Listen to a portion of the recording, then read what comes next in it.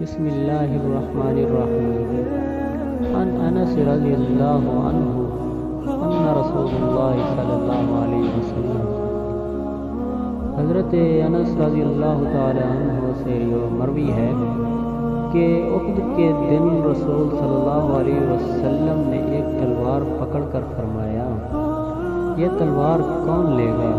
ہر ایک نے اپنا ہاتھ اس کی طرف بڑھایا اور کہا میں آپ صلی اللہ علیہ وسلم نے فرمایا کون اس کو اس کے حق کے ساتھ لے گا؟ یہ سن کر لوگ رکے تو حضرت ابو دجانہ نے عرض کی میں اس کو اس کے حق کے ساتھ لوں گا۔ چنانچہ انہوں نے اس تلوار کو لیا اور اس سے مشرکین کی کھوپڑیاں پھاڑ ڈالی۔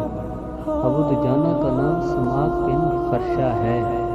تو بھائیو، اگر ہماری ویڈیو اچھی لگی ہو تو ہمارے یوٹیوب چینل کو سبسکرائب کریں اور مزید اچھی ویڈیو دیکھنے کے لیے لائک شیئر ضرور کریں۔